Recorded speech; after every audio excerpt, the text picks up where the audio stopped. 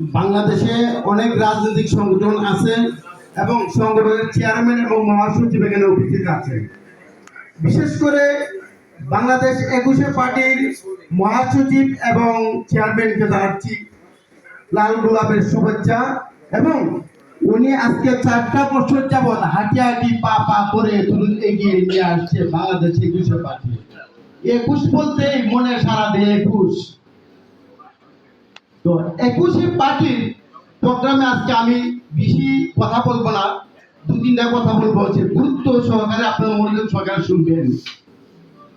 শেখ হাসিনা যখন দেশ থেকে পালায় তখন বস্তা চুরি করছিল সার্জিৎ, সবাই দেখছেন বস্তা চুর সার্জিৎ। তাকে নিয়ে ডক্টর ইউনূস অবৈধ সরকার, আই এম চ্যালেঞ্জ, যে অবৈধ সরকার তাকে নিয়ে দেশ পরিচালনা করতেছে, বলে সর্বদল নিয়ে পরিচালনা করতেছে। আমরা কি আঙ্গুল চুব? আমার কথা হচ্ছে বাংলাদেশে যত দল আছে নিবন্ধন বুঝি না, সবাইকে নিয়ে ঐক্য করে দেশটা চালাইতে হবে, এককভাবে চলবে না।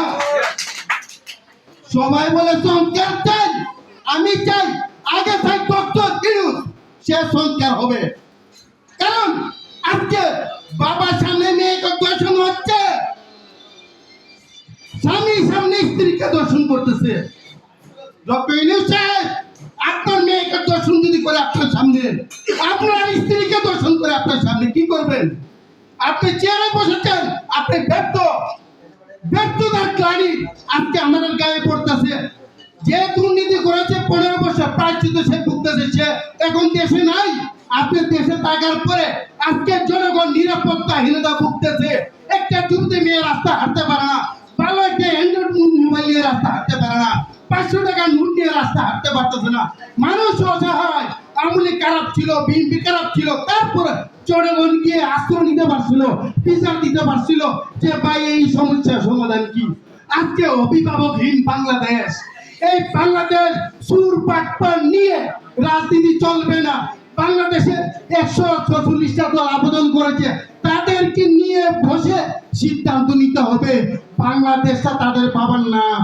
বাংলাদেশে উপদেষ্টা কমিটি গঠন হয়েছে 18 জন। সে বাংলাদেশের এই 18 জন হচ্ছে ব্রিটিশ নাগরিক নিয়ে উপদেষ্টা কমিটি হয়েছে। আমরা চাই সবাই মিলিতভাবে একসাথে কাজ করতে। আজকে বস্তা শুল্কি নিয়ে বলে তারা দেশ চালাবে। আজকে নিবন্ধন নাই, এই যে কি বলে এনসিপি, নিবন্ধন নাই, তাদেরকে নিয়ে বসে প্রোগ্রাম করে। যারা নিবন্ধন আছে তাদেরকে মূল্যায়ন করতেছে না। সংস্কার তার দরকার। তারপর আমি বলবো সিধা আঙ্গুলে গিয়ে উঠে না, বাঁকা করতে হবে। তাহলে কি করতে হবে? আমরা 146টা দল একত্রিত হয়ে আমরা কোথায় যাবো? নির্বাচন কমিশনে যে নিয়ম নীতি করেছে, এই নিয়ম নীতিতে আমরা একটা দল নিবন্ধন পাবো না। আমার কাগজ সব জমা দিছি, সব সঠিক পাবেন। 22টা জেলা, 101টা উপজেলা কমিটি জমা দিছি, তালিকা জমা দিছি, তারপর আমরা বিশ্বাস আমি পাবো না। কারণ আমি তেলবাজ রাজনীতি করি না। যারা তেলবাজ করে তারা নিবন্ধন পাবে। আমরা সবাই মিলিত পাবে কি করতে হবে? প্রতিবাদ করতে হবে। আমাদের দল সবার নিবন্ধন অথবা আমাদেরকে নিয়ে এগিয়ে যাওয়ার জন্য, পরামর্শ করার জন্য। যাই হোক, লম্বা বক্তব্য বলবো না, আরো বক্তব্য দিবে।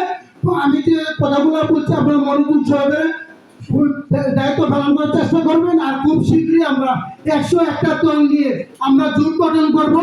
এই জোটটা হবে বাংলাদেশ না পৃথিবীর ইতিহাসে সেরা জোট। আমরা বাংলাদেশের আমলি বুঝি না, বিএনপি বুঝি না, জামাত বুঝি না, আমরা সরকার গঠন করবো। এই আশা প্রত্যাশা নিয়ে বিদায় নিলাম। সবাই ভালো থাকবেন। আসসালামু আলাইকুম। বাংলাদেশ জিন্দাবাদ, বাংলাদেশ জিন্দাবাদ। সাহেব বলতে বলতে যাবেন। হ্যাঁ, আর